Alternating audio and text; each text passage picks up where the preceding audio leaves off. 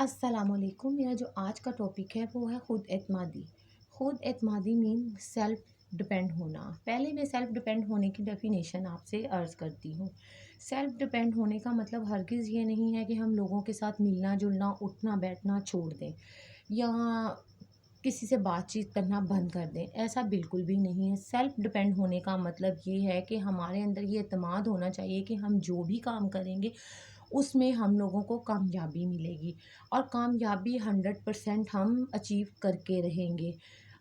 बहुत से लोग ऐसे हैं जो बहुत सी जिनमें एबिलिटीज़ हैं, जिनमें बहुत सी क्वालिटीज़ हैं, बट उनमें एतमाद की कमी है। एतमाद की कमी के बाइस वो हर फील्ड में नाकाम होते जाते हैं। और कुछ लोग ऐसे हैं जिनमें ज़रा सी वो होती है, एबिलिटी होती है, ज़रा सी उनमें कोई चीज़ होती है उनके अंदर और वो कामयाब हो जाते हैं। उसका रीज़न ही यही है, एतमाद। जिसके अंदर बहुत ज़्यादा है वो हर फील्ड में कामयाब हो जाता है। एक जगह पर इंटरव्यू था और वहाँ पर 2 पर्सन गए और एक जो था वो बहुत ज़्यादा नर्वस था। वो ये सोच रहा था कि शायद मेरे इंटरव्यू में कोई वो ना हो जाए, मैं फ्लॉप ना हो जाऊँ, मेरे इंटरव्यू में कोई कमी ना रह जाए, मेरे इंटरव्यू में कुछ बातें ऐसी हों जो वो मुझसे पूछें और मैं उनका जवाब ना दे पाऊँ। और उसको जॉब की बहुत ज़्यादा ज़रूरत थी और वो बहुत ज़्यादा तैयारी के साथ गया था और बहुत ही ज़्यादा वो कन्फ्यूज़ था कि मुझे पता नहीं जॉब मिल पाएगी कि नहीं मिल पाएगी। उसके मुकाबले में एक और इंसान था जो बस ऐसे ही ट्राई करने की सूरत में गया कि मैं चेक करता हूँ मुझे जॉब मिलती है या नहीं मिलती। और मतलब कि उसको इतनी नीड भी नहीं थी जॉब की, तो उसमें एतमाद बहुत ज़्यादा था। और उन दोनों की मार्कशीट में बहुत ज़्यादा डिफरेंस था। मीन कि जिसको जॉब की ज़्यादा ज़रूरत थी उसके मार्क्स परसेंटेज बहुत ज़्यादा थी बनिस्बत दूसरे पर्सन के। तो जब वो पहला वाला इंटरव्यू देने के लिए उसकी बारी आने वाली थी तो वो साथ बैठे लोगों से बातचीत कर रहा था और पूछ रहा था कि यार पता नहीं इंटरव्यू में क्या पूछेंगे, क्या होगा? मैं बहुत ज़्यादा कन्फ्यूज़ हूँ, बहुत ज़्यादा नर्वस हूँ। और इंटरव्यू के लिए उसे कॉल की गई और वो रूम में चला गया और बॉस को इंटरव्यू दिया। हालाँकि उसके मार्क्स बहुत ज़्यादा थे, मतलब अच्छी उसकी जो थी परसेंटेज वो मार्क्स के मामलात में अच्छी थी। बट वो जब इंटरव्यू दे के बाहर आया और सेकंड पर्सन जो बहुत ज़्यादा कॉन्फिडेंट था, उसके मार्क्स शीट में मार्क्स भी इतने ज़्यादा नहीं थे बनिस्बत दूसरे की, तो वो सिलेक्ट हो गया। क्योंकि उसमें एक एतमाद था, उसमें एक कॉन्फिडेंस था और वो जस्ट फॉर मतलब एज़ अ गेम उस इंटरव्यू को ले रहा था। और जो दूसरा था वो उसको अपने हालात को मद्देनज़र रखते हुए कि मुझे तो बहुत जॉब की बहुत ज़रूरत है और इसी मसले मसाइल को मद्देनज़र रखते हुए वो काफ़ी कन्फ्यूज़ था और उसकी कन्फ्यूजन जो थी वो उसकी कामयाबी के रास्ते आड़े आ गई और वो नाकाम हो गया। तो ये एग्ज़ाम्पल देने का मतलब आपको यही है सिर्फ़ कि जो लोग बहुत ज़्यादा कॉन्फिडेंट होते हैं, वो बहुत जल्दी कामयाब हो जाते हैं, बनिस्बत उनके जो कॉन्फिडेंस अपना लूज़ कर चुके होते हैं और वो कन्फ्यूज़ ही रहते हैं हर मामलात में। चाहे वो इंटरव्यू हो, चाहे वो माँ पे एग्ज़ामिनेशन हॉल में हो, चाहे वो कोई बिज़नेस कर रहा है, चाहे वो कुछ जॉब के लिए जब मतलब हर स्टेज में वो बहुत ज़्यादा कन्फ्यूज़ जो इंसान होता है ना, वो पीछे रह जाता है और जिसमें कॉन्फिडेंस होता है वो उससे आगे बढ़ जाता है। तो मेरा आपको ये एडवाइस है कि आप अपना कॉन्फिडेंस जो है उसको बिल्डअप करें। कॉन्फिडेंस बिल्डअप आपका अगर होगा तो आप हर फील्ड में कामयाब होंगे। और कॉन्फिडेंस आपके अंदर आएगा कैसे, आपके अंदर खुद एतमादी कैसे आएगी? मिसाल के तौर पर एक इंसान है, वो किसी से बातचीत करते हुए घबराता है, वो किसी से बातचीत करते हुए बहुत ज़्यादा कन्फ्यूज़ हो जाता है। तो इस कन्फ्यूजन को छोड़ें आप और घर में अकेले मतलब अगर वो किसी महफ़िल में जाता है या अपने दोस्तों में या किसी गैदरिंग में है, तो वो अपने बात करते हुए बहुत ज़्यादा कन्फ्यूज़ हो जाता है या वो बात नहीं कर पाता। तो ऐसे लोगों के लिए मेरा मशवरा ये है कि वो घर में ज़रूर प्रैक्टिस करें, मिरर के आगे खड़े होके करें, घर में अकेले रूम में करें, दीवार से बात करके अपना कॉन्फिडेंस जो है वो बिल्डअप कर सकते हैं। इसी तरह की बहुत सी और एक्सरसाइज़ हैं जिनको वो करके अपना कॉन्फिडेंस हाई लेवल तक ला सकता है और वो हर जगह कामयाब भी हो सकता है।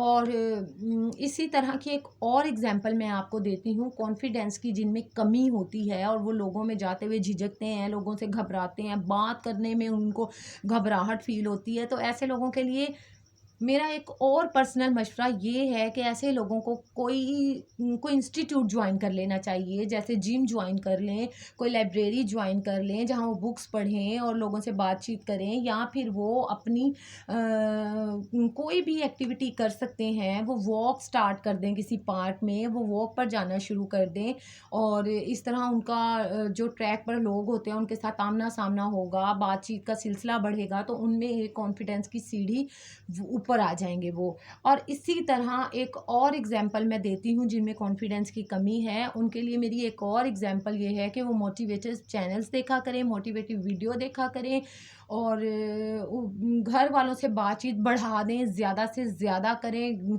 अगर कोई लड़की है तो वो घर के काम में अपनी मदर की हेल्प करे, साथ-साथ बातचीत का सिलसिला शुरू करे और इस तरह उसका कॉन्फिडेंस हाई हो जाएगा। और अगर कोई लड़का है और उसमें कॉन्फिडेंस की कमी है तो वो अपने किसी फ्रेंड, किसी कज़न, किसी के साथ भी होटलिंग करने जाए, ऐसी जगह पर ज़्यादा से ज़्यादा जाना शुरू कर दे जहाँ पर लोगों का हजूम ज़्यादा होता है।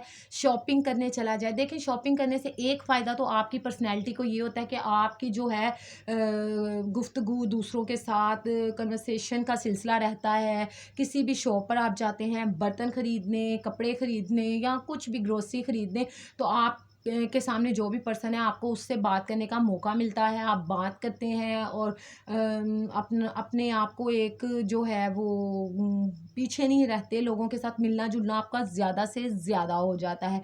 आपको घबराने की ज़रूरत नहीं है, आप घबराएँ नहीं और अपना मेल-जोल दूसरे लोगों के साथ बढ़-चढ़ कर उनके साथ करें। और ऐसे लोगों को एक एक मेरा मशवरा ये भी है ऐसे लोगों के लिए कि अगर किसी का कॉन्फिडेंस नहीं है, तो वो अपने घर में, अगर वो साहिबे हैसियत है तो, वो अपने घर में कोई भी महफ़िल रख ले, कोई भी मतलब मीन के कुरान ख़्वानी रख ले तो ज़्यादा बेहतर है।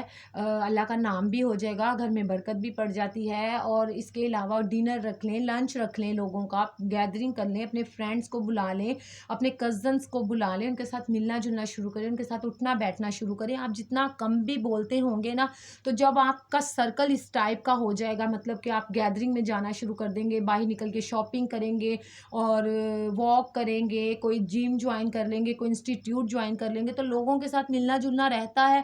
ना चाहते हुए भी लोग आपसे बात करने के लिए मजबूर होंगे कि आप कहाँ से हैं, कब से आ रहे हैं, क्या क्वालिफ़िकेशन है, क्या करते हैं। तो इसी तरह सिलसिला बढ़ता जाता है और आपका जो सर्कल है वो बहुत ज़्यादा ग्रो कर जाता है। एक तो इन लोगों के लिए मेरा ये मशवरा है। सेकेंडली, आप लोगों में कॉन्फिडेंस की कमी इसलिए भी हो जाती है कि कुछ लोगों के घर का जो माहौल है वो ठीक नहीं होता।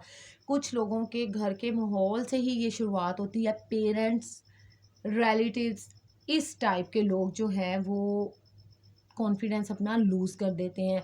तो प्लीज़ मेरा ऐसे पेरेंट्स के लिए भी ये मशवरा है कि आप अपने जो बच्चे हैं, बेटा है या बेटी है, आप उनसे बातचीत का सिलसिला ज़्यादा करें। आप उनके ऊपर प्रेशराइज़ मत हों, उनके ऊपर प्रेशर लोड मत करें, जॉब का, स्टडी का या किसी भी चीज़ का, किसी भी फ़ील्ड से अगर वो रिलेटेड है, तो आप उसके ऊपर प्रेशर मत डालें, बल्कि उसको रिलैक्स करें कि कोई मसला नहीं है बेटे, अगर आपको जॉब नहीं मिलती तो आपको दोबारा कहीं और अप्लाई कर देना। अगर आप पास नहीं अच्छे मार्क्स से होते तो कोई मसला नहीं है। नेक्स्ट ईयर आप नेक्स्ट क्लास में अच्छे मार्क्स लेकर आएँगे तो आप फिर भी चलेगा। तो ये इस तरह भी आप अपने बच्चों में कॉन्फिडेंस डेवलप कर सकते हैं।